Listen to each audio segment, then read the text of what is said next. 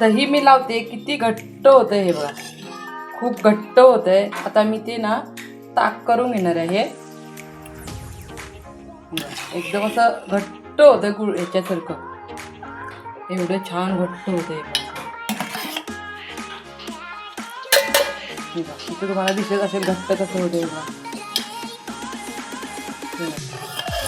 खूपच छान होते घट्ट दही. आता मी इथं ना पटकन होण्यासाठी ना ज्यूसचं भांडं आहे ना त्याच्यासाठी घेतले. आता गरमी आमच्याकडे इकडं वाढत चाललंय, तुम्हाला दिसत असले चेहऱ्यावरती. त्यासाठी मी पटकन ह्याच्यामध्ये आता दही घालून घेतलं. पाणी न घालता पहिला मी एकदा एक राऊंड फिरून घेणार आहे. नंतर मी थोडं ह्याच्यामध्ये पाणी घालते, तुम्हाला किती लागेल तेवढं. आता काय मलाई येणार नाही आहे बघा, आला आरी मलाई येणार नाही, त्यासाठी मी आता ते थोडं घालून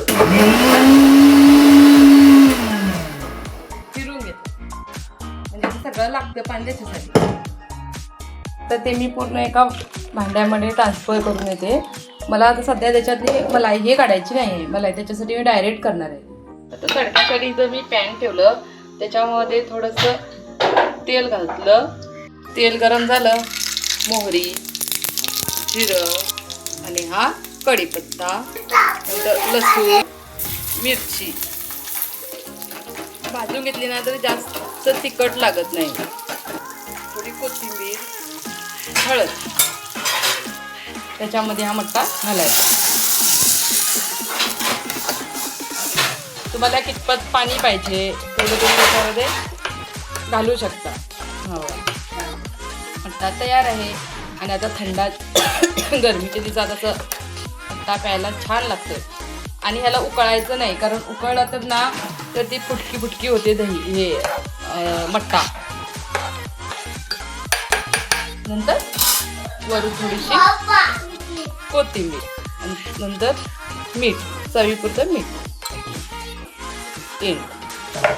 त्या ग्लासमध्ये ट्रान्सफर करूया.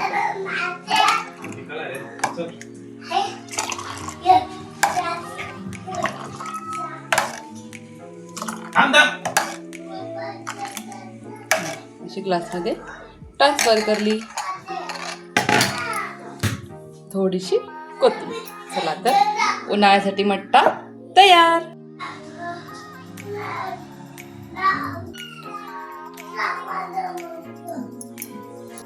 चला आता मी पिऊन बघते कशी झाले. मीठ वगैरे काही आहे तर नंतर पण घालू शकतो चमच्याने थोडं टेस्ट करून.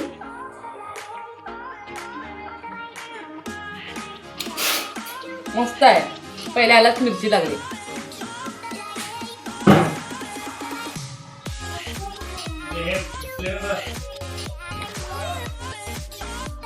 चला आवडल्यास लाईक करा, शेअर करा, सबस्क्राईब करा. भेटूया नेक्स्ट व्हिडिओमध्ये. Bye bye.